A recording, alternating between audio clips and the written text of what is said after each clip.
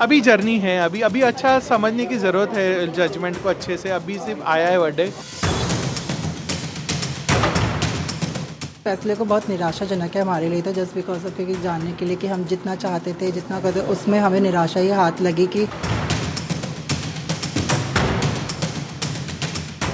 नमस्कार, स्वागत करती हूँ आप सभी का। आप देख रहे हैं भारत 24। मैं हूं आपके साथ पूर्णिमा मिश्रा और आज दृष्टिकोण हम लेकर आए हैं उससे एक अहम मुद्दे पर, जिस पर एक कल बड़ा फैसला सुप्रीम कोर्ट की तरफ से आया और उस फैसले का इंतजार आशावादी होते हुए LGBTQ कम्युनिटी को एक लंबे वक्त से था। बहरहाल समलैंगिक विवाह यानी कि सेम सेक्स मैरिज पर देश की सर्वोच्च अदालत यानी कि सुप्रीम कोर्ट ने मंगलवार को एक बड़ा फैसला सुना दिया और लंबे इंतजार के बाद सुप्रीम कोर्ट ने सेम सेक्स मैरिज को कानूनी मान्यता देने से साफ इनकार कर दिया है।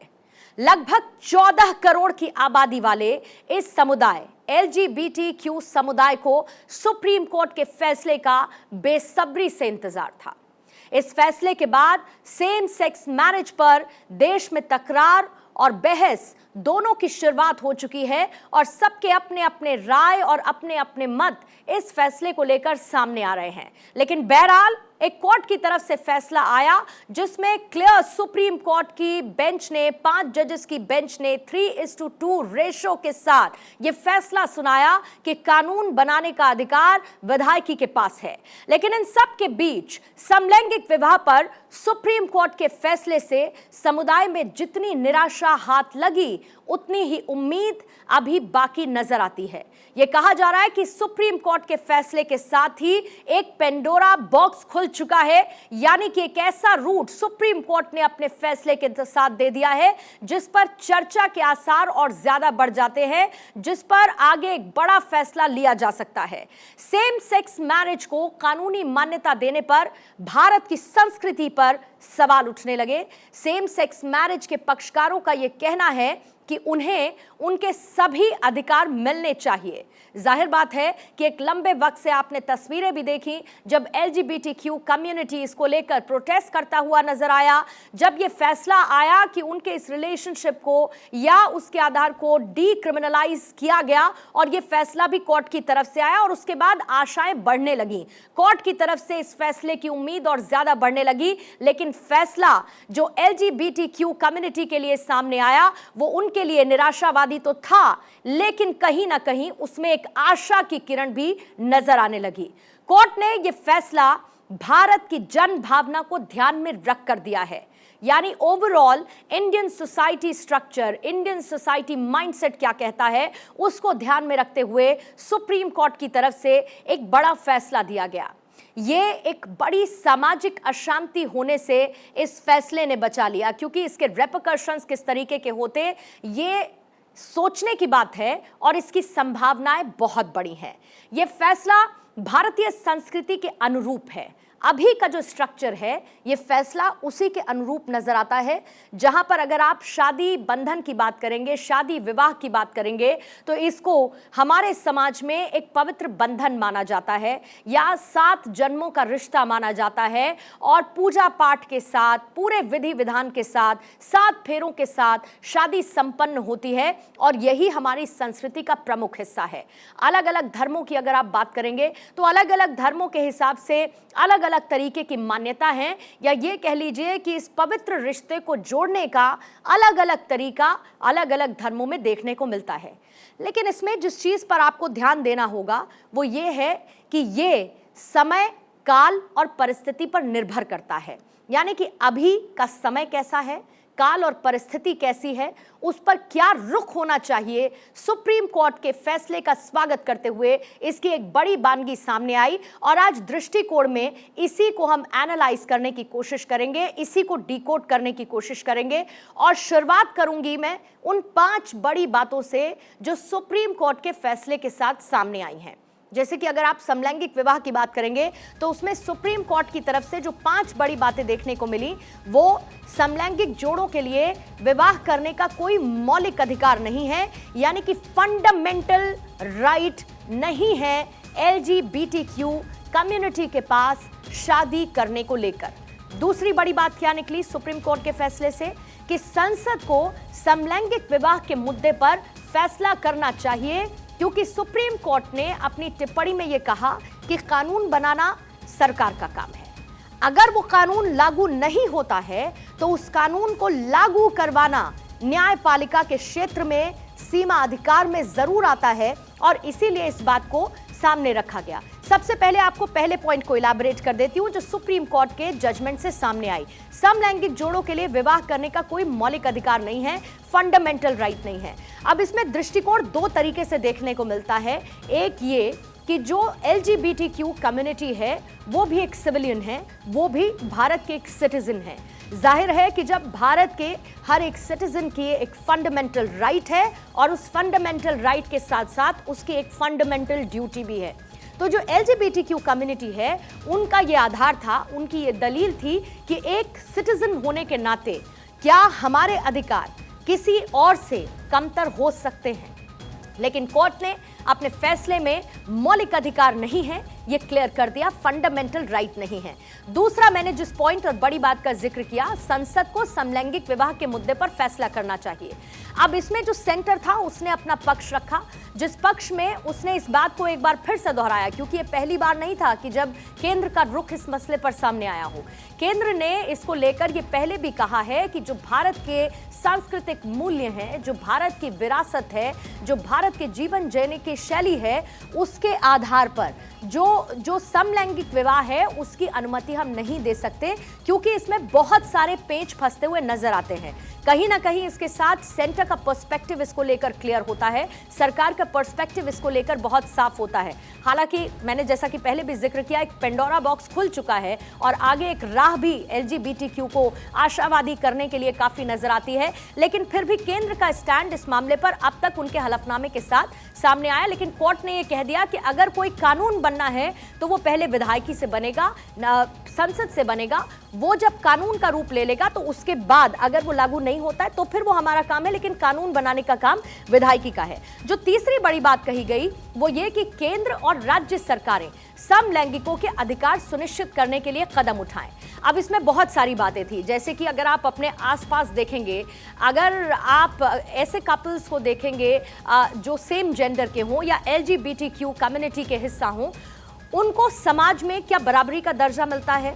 क्या आपके सोच में, क्या आपके नजरिए में या फिर आपके व्यवहार में आप उनके साथ उचित व्यवहार करते हैं? आप उनको समानता के स्तर पर रखते हैं? क्या आज समाज में उनके साथ किसी भी तरीके का भेदभाव होता है? या फिर जिन फंडामेंटल राइट्स का मैंने जिक्र किया जो कि संविधान में है हर एक सिटीजन के लिए, क्या उनको वो संवैधानिक अधिकार मिल पाए हैं? बहरहाल ये कहा गया सुप्रीम कोर्ट की तरफ से कि आप एक कमेटी बनाएं, कमेटी इस बात को सुनिश्चित करे कि भेदभाव वाला व्यवहार LGBTQ कम्युनिटी के साथ ना हो, उनके साथ समानता का व्यवहार होना चाहिए, उनके साथ सम्मान के साथ व्यवहार किया जाना चाहिए और उनकी सुरक्षा से जुड़े और बाकी अन्य मुद्दों पर सरकार को ध्यान देना होगा। चौथी बड़ी बात क्या है?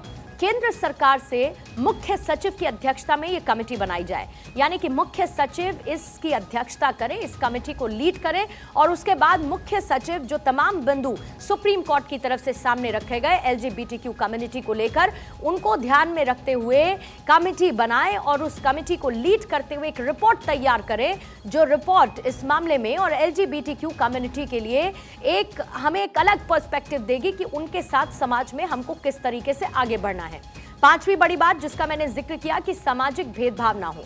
अगर समलैंगिक घर ना जाएं तो जबरदस्ती करना गलत है, क्योंकि वो एडल्ट हैं, 18+ हैं, उनकी अपनी एक व्यक्तिगत सोच है और उसके साथ उनकी आज़ादी है अपने रिश्तों को चुनने के लिए, अपने पार्टनर को चुनने के लिए और वो किसके साथ रहना चाहते हैं इसको चुनने के लिए। यानी कि अगर वो चाहते हैं कि उनकी जो प्राइवेसी है उसकी रिस्पेक्ट होनी चाहिए, अगर वो ये चाहते हैं कि उनकी चॉइसेस का सम्मान होना चाहिए, तो उनके साथ किसी भी तरीके की जबरदस्ती करना पूरी तरीके से गलत है।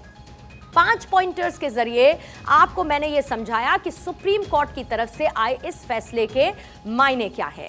LGBTQ जो एक्टिविस्ट हैं और जो याचिका करता है अंजलि गोपालन, उनकी तरफ से इस फैसले को लेकर क्या रिएक्शन आया, सबसे पहले आपको वो सुनवा देते हैं। देखिए, उम्मीद पे तो हम लोग कायम है ना, इसलिए हम लोग कब पता नहीं कब से लड़ाई कर रहे हैं और करते रहेंगे। अडॉप्शन को भी लेके इस बार ये लोग कुछ कर सकते थे, ये भी नहीं हुआ।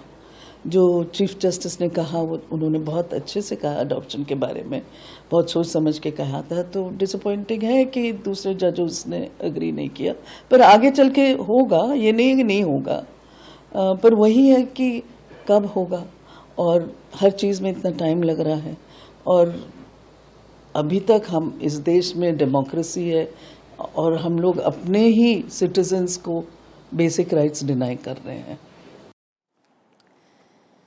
तो देखिए, आपने सुना कि याचिकाकर्ता का क्या कहना था। अब आगे बढ़ने से पहले, क्योंकि हालांकि मैंने एक ब्रीफ में आपको केंद्र सरकार का रुख क्या है वो मैंने जरूर आपको क्लियर कर दिया, और आपको स्क्रीन पर केंद्र सरकार का रुख इस मामले को लेकर हम दिखा देते हैं।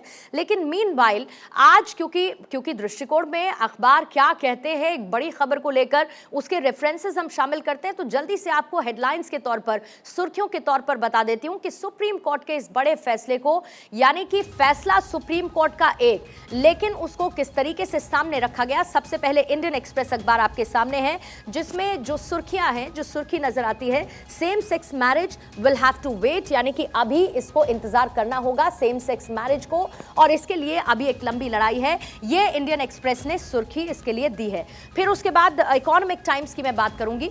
इकोनॉमिक टाइम्स में लिखा गया है, Supreme Court refuses to legalise same sex union leaves it to the parliament, यानी कि जैसा कि मैंने अभी बताया, सुप्रीम कोर्ट ने अपने फैसले में कहा कि यह विधायकी का अधिकार है कानून बनाने का। इसको लेकर जगह दी इकोनॉमिक टाइम्स ने इस हेडलाइन के साथ। इसके साथ ही जो फर्स्ट इंडिया अखबार है वो ये लिखता है, ball passed one court to another, यानी कि सुप्रीम कोर्ट की तरफ से फैसला आया और सुप्रीम कोर्ट की तरफ से जिसको बॉल कहा जा रहा है इस हेडलाइन के माध्यम से, यानी कि जो फैसला है वो सेंटर के पास चला गया है, वो सरकार के पास चला गया है कानून बनाने के लिहाज से। और उसके बाद अब जो अगला अखबार है वो टेलीग्राफ। टेलीग्राफ में सुर्खी जो लिखी जाती है, जो हेडलाइन उसमें दी गई है टेलीग्राफ में, yes but no no no.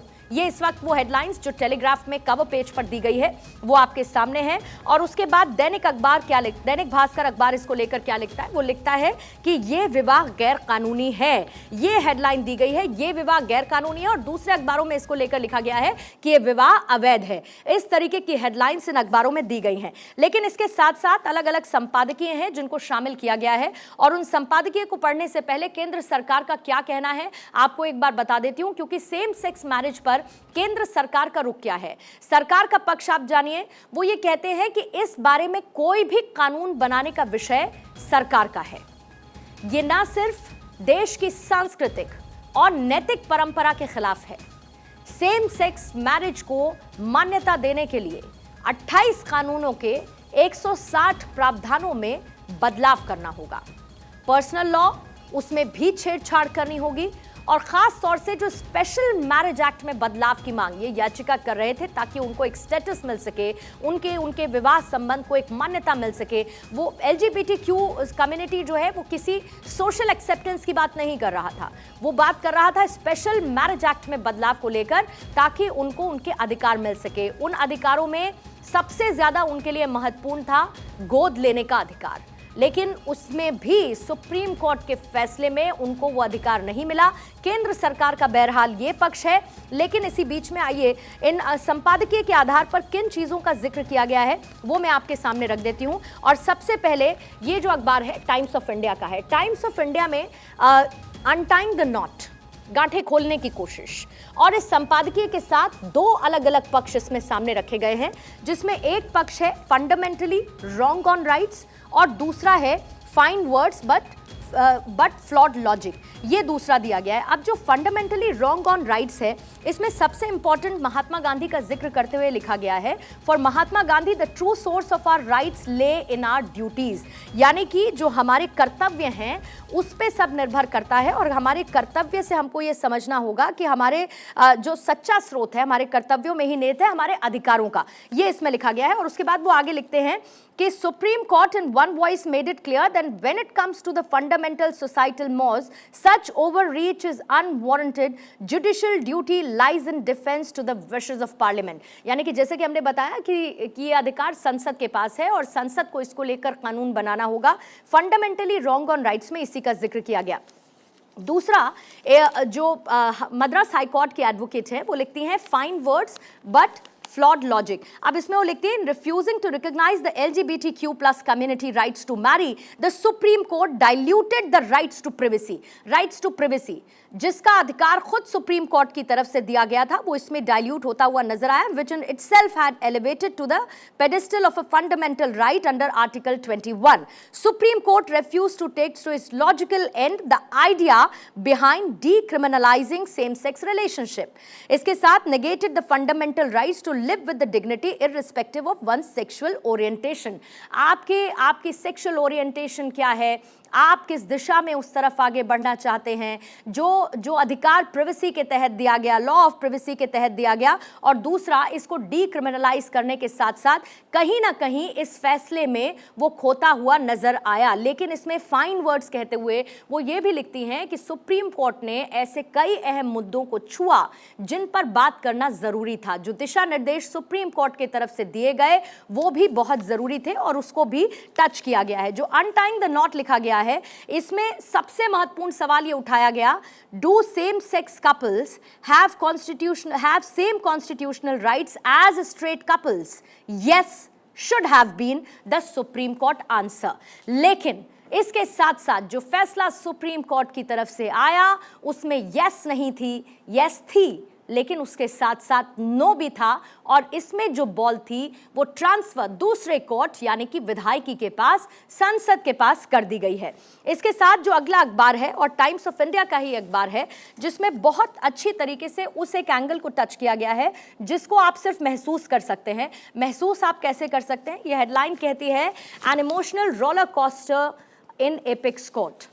यानी कि एक रोलर कोस्टर राइड रही भावनात्मक तौर पर, क्योंकि आप ये देखिए जब LGBTQ कम्युनिटी वो एक आशावादी होने के तौर पर वहाँ पर सुप्रीम कोर्ट में पहुँची थी। जैसे जैसे CJI की तरफ से पढ़ना शुरू किया गया इस फैसले को लेकर, एक आशा की उम्मीद ज़रूर जगी, लेकिन जब 3:2 के साथ रेशो के साथ ये फैसला आया तो उनकी जो उम्मीदें थीं वो बिखर गईं। और इसके साथ साथ first was the rejection of same sex marriage, यानी कि पहले सेम सेक्स मैरिज को रिजेक्ट किया गया। Then came momentary hope for LGBTQA+ people on adoption, यानी कि उनको ये लगा कि शायद उनको गोद लेने का अधिकार इस सुप्रीम कोर्ट के आदेश के साथ मिल पाएगा, फॉलोड बाय हार्ट ब्रेक। लेकिन उसके बाद उनका दिल टूट गया क्योंकि ये फैसला भी उनके पक्ष में नहीं आया। और इसमें इस आर्टिकल में लिखा गया है उन जजेस की तरफ से, क्योंकि 5 जजेस की ये बेंच थी, जिसमें से उन जजेस की तरफ से क्या कुछ कहा गया, जिसमें CJI चंद्रचूड़ ने क्या कहा, SK कौल की तरफ से क्या कहा गया, SR भट्ट की तरफ से क्या कहा गया, PS नरसिम्हा ने अपनी टिप्पणी में क्या कहा, इन तमाम बातों का जिक्र किया गया है, इसको शामिल किया गया है। लेकिन इसमें बहुत महत्वपूर्ण बात जो CJI की तरफ से की गई, CJI junks notion that queerness limited to urban elite, यानी कि जो बात की गई थी कि ये सिर्फ शहरी क्षेत्रों में जो अलीट क्लास है उसमें ये कल्चर है या फिर इस तरीके के रिश्ते होते हैं, इस बात को CJI ने पूरी तरीके से दरकिनार कर दिया, जिसमें उन्होंने ग्रामीण क्षेत्रों का भी जिक्र किया, ये कहते हुए कि इसमें कोई बड़ी बात नहीं है कि ग्रामीण क्षेत्रों में भी ऐसा होता होगा।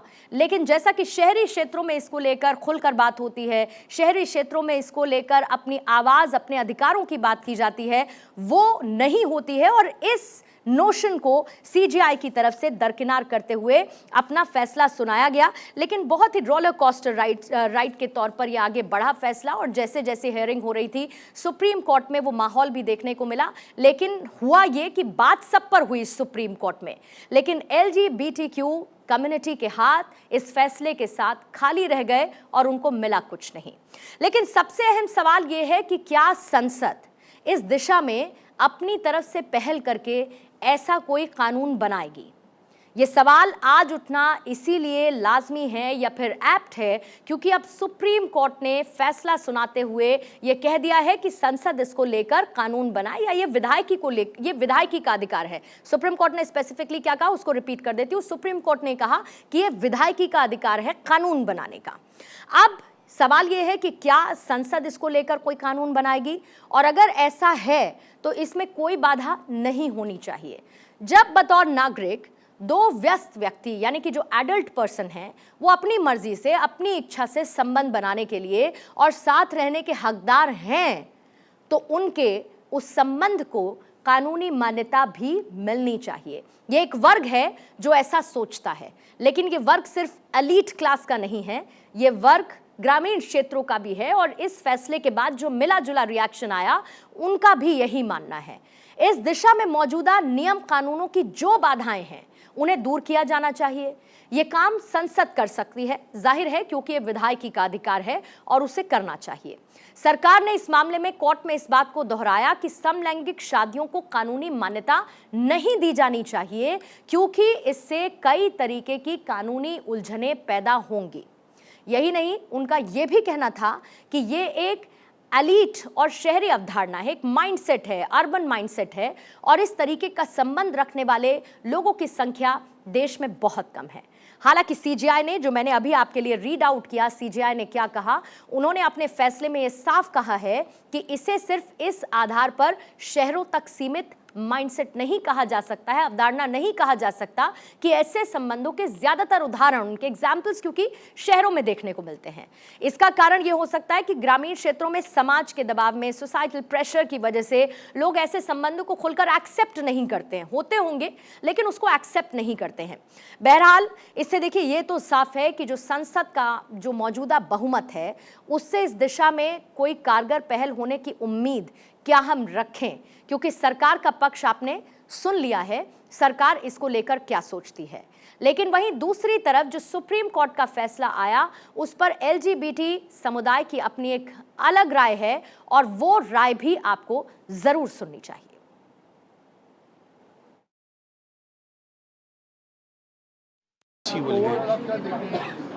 अभी जर्नी है, अभी अच्छा समझने की ज़रूरत है जजमेंट को अच्छे से। अभी सिर्फ आया है वर्डिक्ट, अभी हम कंसल्टेशन करेंगे, अच्छे से समझेंगे, फिर एक बेटर पोजीशन में आके बता पाएंगे। अब इस फैसले को बहुत निराशाजनक है हमारे लिए, तो जस्ट बिकॉज ऑफ क्योंकि जानने के लिए कि हम जितना चाहते थे, जितना करते, उसमें हमें निराशा ही हाथ लगी कि और कितना हम एफर्ट्स लगाएंगे, बट कोई बात नहीं, हम और अपना एफर्ट्स लगाएंगे और लड़ेंगे अपने लिए और खड़े होंगे। फिर से जितने भी चीज़ें बताई गई, पार्लियामेंट को सौंप दिया गया, ये सारा का सारा उनकी कमेटी बनाई गई थी। ऑलरेडी हम ऐसे रह तो रहे हैं, ऑलरेडी हमारे रिलेशन है, कहीं ना कहीं हम साथ में भी रहते हैं, बट हम चाहते थे उसको एक नाम मिले। Personally, I don't have much hope with the parliament, but yes, at least Supreme Court has, given us a ray of hope that probably in the future, okay, the parliament would look into it, form a committee so that, we can further get, more equality in this country in this regard. तो इन तमाम संपादकीय के जरिए अलग अलग दृष्टिकोण रखने की कोशिश की गई, लेकिन कल सुप्रीम कोर्ट ने एक स्वर में इस बात को साफ कर दिया है कि जब बुनियादी सामाजिक मूल्यों की बात आती है तो इस तरीके के एक्सेप्शंस अनुचित नजर आते हैं और न्यायिक कर्तव्य संसद की इच्छाओं के सम्मान में निहित है, उसी में इसको सोचा और समझा और क्रियान्वित किया जा सकता है। इन तमाम दृष्टिकोण के बीच में हमारा दृष्टिकोण भी है और वो दृष्टिकोण क्या कहता है आपको वो भी जानना जरूरी है। हमारा देश यानी कि भारत देश संस्कृति और धर्म के मूल्यों पर आधारित है। हम सुप्रीम कोर्ट के फैसले पर कोई सवाल नहीं खड़े कर रहे हैं, हम उस फैसले का स्वागत करते हैं क्योंकि कोर्ट ने विधायिका के पाले में इस संवेदनशील मुद्दे और सेम सेक्स मैरिज को केंद्र और राज्य दोनों सरकारों के ऊपर छोड़ दिया है कि इसको लेकर वो फैसला ले। लेकिन आज के परिप्रेक्ष्य में हमारी संस्कृति और हमारे धार्मिक मूल्यों को देखते हुए हमारा दृष्टिकोण सुप्रीम कोर्ट के आए इस फैसले का स्वागत करता है और अब निगाहें संसद पर हैं। इसी के साथ दृष्टिकोण में आज के लिए फिलहाल इतना ही। आप बने रहिए भारत 24 के साथ। अभी जर्नी है, अभी अच्छा समझने की ज़रूरत है जजमेंट को अच्छे से। अभी सिर्फ आया है वर्डिक्ट। फैसले को बहुत निराशाजनक है हमारे लिए, तो जस्ट बिकॉज ऑफ क्योंकि जानने के लिए कि हम जितना चाहते थे, जितना करते, उसमें हमें निराशा ही हाथ लगी कि